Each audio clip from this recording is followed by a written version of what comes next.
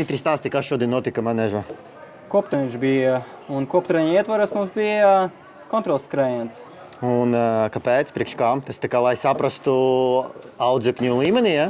Decembris jau kādu laiku nebija sacensības lielākai daļai. Gribējis pārbaudīt savus sportistus, gribējis paskatīties, kāda vispār fiziskā kondīcija viņi šobrīd atrodas.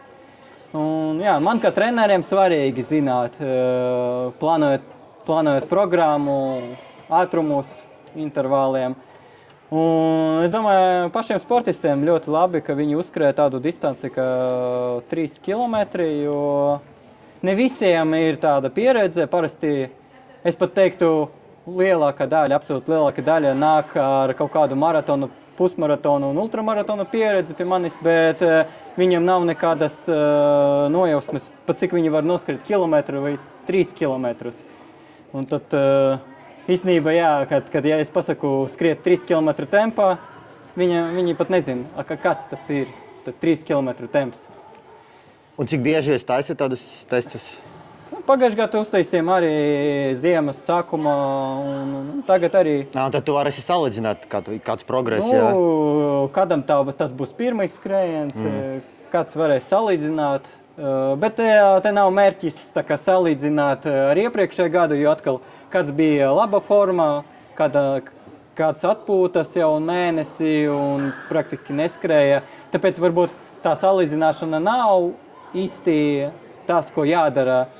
Ja, tas vienkārši jānovērtē formu un jāsaprot, kur tu tagad esi, kur tu atrodies. Un tas kā atskaites punkts visiem turpmākajiem treniņiem manēžā. Un cik pie tevis trenējas, apmēram, cilvēku skaitīja? Šodien mums bija 18 cilvēki. Principā, var teikt, lielākā daļa atnāca šodien. Protams, kāds netiek, jo dzīvo ārzemēs, kāds netiek darbs, kaut kādi ģimenes apstākļi, kāds apslima. Jā, kāds noskrēja no rīta. Es dzirdēju tādas baumas, ka pie Serjogina trenēs tika ļoti ātri skrēja. Tā ir, ja? Nē, mums ātruma amplitūda šodien bija no 3,15 km līdz 5 minūtēm uz kilometru. Tas ir no 10 minūtēm līdz 15? Jā, zem 10 noskrēja arī mums. Tad tu trenē jebkurā? Lielam, jā. Galvenais, ka mums ir tas, ka kopējais mērķis un kopējas intereses ir motivācija uzlabot ātrumu izturību.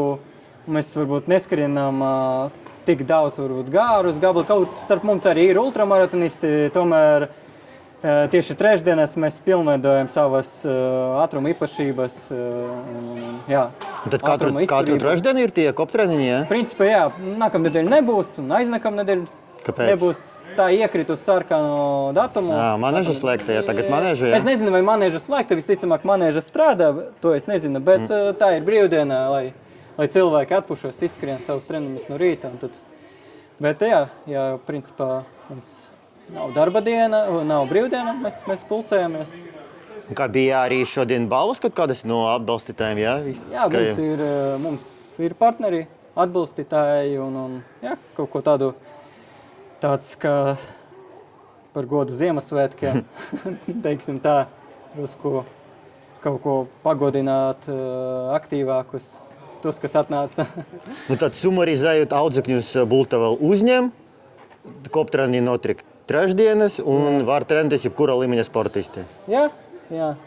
Pagaidām varbūt savus griestus neesam sasnieguši, tā kā mēs tā 15 līdz kādiem 20 cilvēkiem trešdienās pulcējamies, bet jā, vēl var nākt gribētāji. Labi, paldies!